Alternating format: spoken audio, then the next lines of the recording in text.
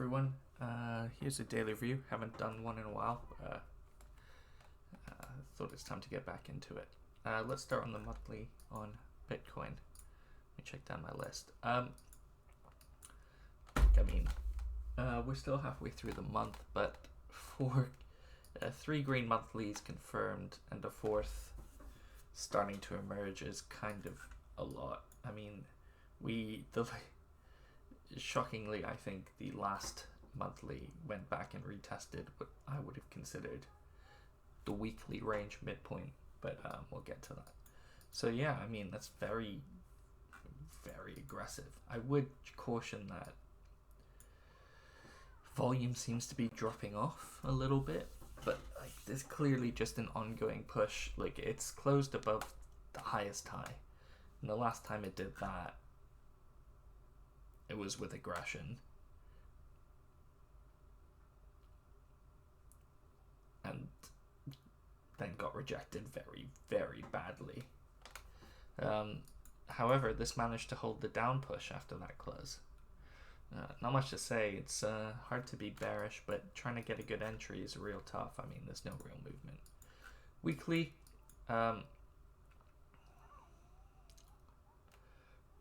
it's kind of a similar story. It broke above the weekly highest point, spent a number of weeks trading around this level, an unbelievable amount of weeks, had a news-based drop-off and really bad close, but that always felt a bit fake, in that if you're a good Trump news trader, I mean, to you, there was a lot of opportunity. To me, I had to stay away because, I can't read his moods. But having looked at it, the market's ignoring his tariff proclamations at this point. There's a bit of euphoria going on. Nvidia hit 4 trillion. It's always up. And this has just been a bit stagnant across this period. I mean, we'll just compare them very quickly, just for context. Yeah, so Bitcoin is actually lagging, which means it has room to catch up, even at this point. And look, it's breached it. It's taken the weekly high and the monthly high and closed, and it's starting to hold. Daily, which is where I define my range, because it just looked a lot neater. It hasn't been playing so smooth, so I think you really have to think about weekly and monthly to make your trades, unless you're scalping, but it's also the summer. I'm not sure how keen you'd be for that. Look, on the daily, broke out, failed, broke out again, failed, 3rd breakout, and it held. So I'm not actually looking, I think that's very bullish. I mean, it got rejected twice, 3rd time no rejection. That's a lot of pushing power. Where would you actually look for trades though? It just took the high and then came down. So some people would YOLO in here. That's not my style. I really like to buy into discount. It helps me sleep at night. So if I'm looking bullish, and I think that's kind of the underlying view, BTC is bullish. Where are you even looking? Do you really want it to retrace this big move? I mean, that looks really ugly. If you don't, where are you actually looking? It's already retested the previously monthly high. So I think there's very, very little here, unless you're willing to risk a lot. I feel, where's my tool? There it is. You're kind of waiting for that, and you can buy here. On the downside, there's clearly a lot of buying going on, and a lot of buy pressure. And someone's tried to explode the top up here, but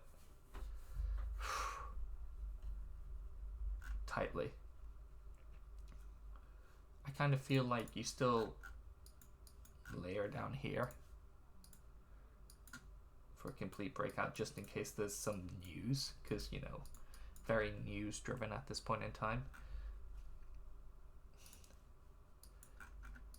And on the lower time frames,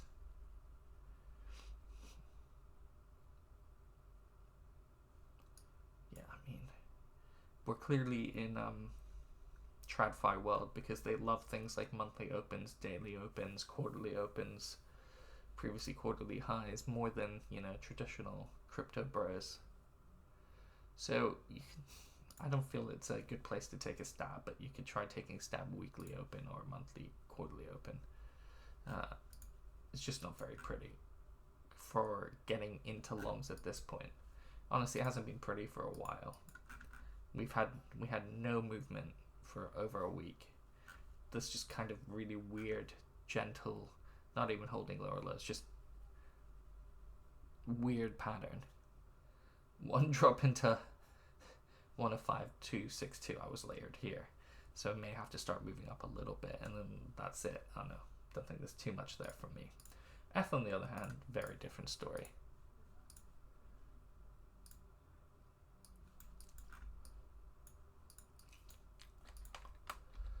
First thing to note, volume has held up over the summer so far. Chart looks like crap. I thought I'd fix this. This didn't save. Unbelievable.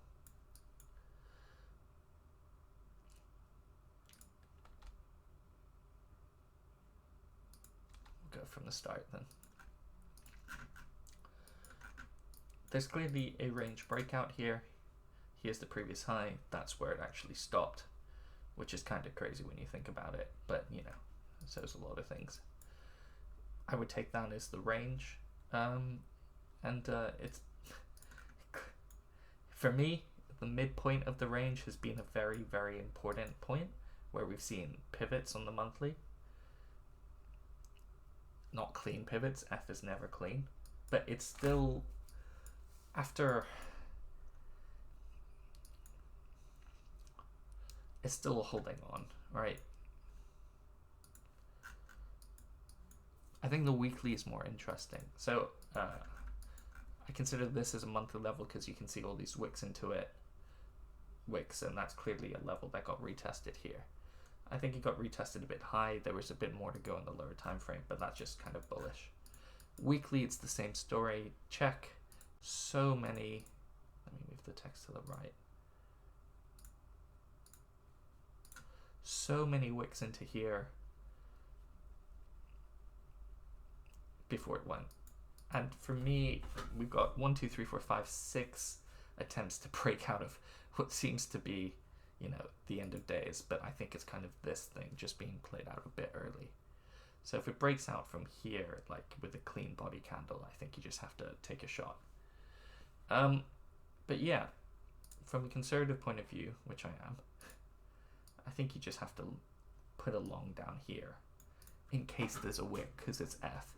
You're not buying some range tops up here because the upside downside is very, very tough. Some people would claim, look, it looks very good. If you target 6K or whatever, 10K, I think I've heard, the risk reward makes sense. That's great. So if you don't get a generational breakout, your risk reward is dead. I think you can do better than that. And I think what goes on here is very simple. If you have something like this, you just buy, you may have to buy in not very pretty price, but you just get in and you just stick it below the breakout level, and then you get a better risk reward and you can get some real size on that.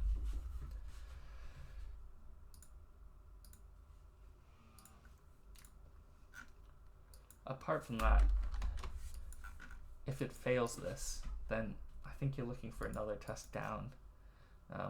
Clearly, these are the two levels I've chosen, and this is the one that seems to be more prevalent. Though you could be, depends how bullish you are. I think you just have to take a shot up here and eat a bit of downside if it goes for the second level. I think those are your two plays. The third one, potentially, is if you define this as a range, from kind of like here to here. That's not even very good. You can try and take a shot at the bottom of this area range, around 2400 if you're really keen, but I just don't see it. I think it's up here or down here. and you don't diddle in the middle. In the daily, I mean, there's been no movement, so now we've had one big move, everyone's losing their heads. And you know what? Nice move, right? I think the real play here, which I wasn't paying attention to at the time, so is this. When you see this general accumulation for day after day after day, that's when you can buy it. But it's done that, it's had the move. If it rejects the breakdown, then you can get back in. I think for now it's top and bottoms as defined. In fact, I should probably set an alert for both.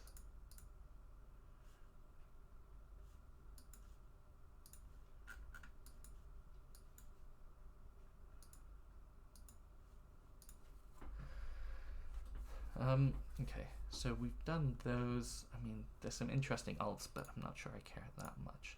Let's go have a look at the context here. Firefox. Cool. I've moved on to money market terminal because, you know, they apparently seem to be working. Trading Light's dead to me.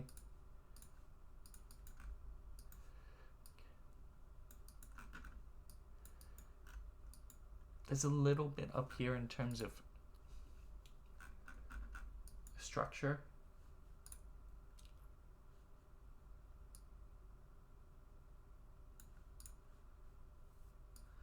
But there's not really. I mean, you're seeing, at least on Binance, support build down as people are trying to chase this up. Things that did not exist until this push up happened. Coinbase is a bit more circumspect. No one is coming to fill this void. It's all the way back down here. So it kind of depends if there's enough firepower at Binance. Sometimes there is, sometimes there isn't. I don't think you're getting much of a read from this at this point. There's no clear manipulation happening. This is a lot of support, so you can try and play that. I mean, someone is clearly trying to hold the 11k level though.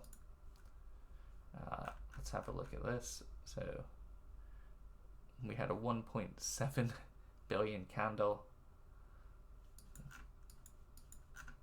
There's kind of been a nothing. I mean, this lateral consolidation probably allows some lower time frame plays. Inflows have been consistent and we're very heavy into Bitcoin last week, but the last couple of days haven't been that heavy. So, don't know. Look, it's been consistent. It's this onward push. It doesn't really support what's been going on. ETH, on the other hand, 200 million in yesterday.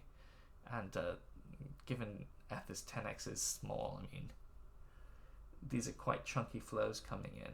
And you can see the interest is starting to grow. So that's why I think maybe the ETH play starts to make a bit more sense, because it's just going to take less money to move it, and there is money now.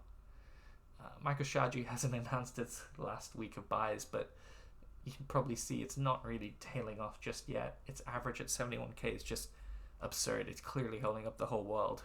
This and the BlackRock ETF. Yeah, we're starting to see some signs of people buying 100 million worth here, 200 million worth there of ETH. So that's a kind of a narrative play. Nothing on open interest. Like, open interest dropped to some weird level down here where it's always bounced from over and over and over. Here bounced, etc. It's always worth a little bit of a gamble when open interest seems to get down to this level. No idea why.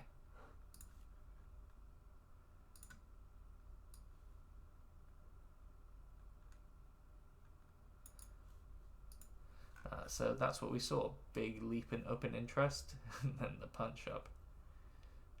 But you know, open interest have been grinding down. Probably one other interesting thing, which I'm kind of mulling over more these days, is gold versus silver. There's no doubt in my head that in the crypto space, Bitcoin is gold. And there's no doubt ETH is silver. And when I look at these charts comparatively on what gold and silver have done, it's very clear you want to be in the leader because the leader just has more space. But doesn't mean they don't have their moments. That's all. Thanks for listening.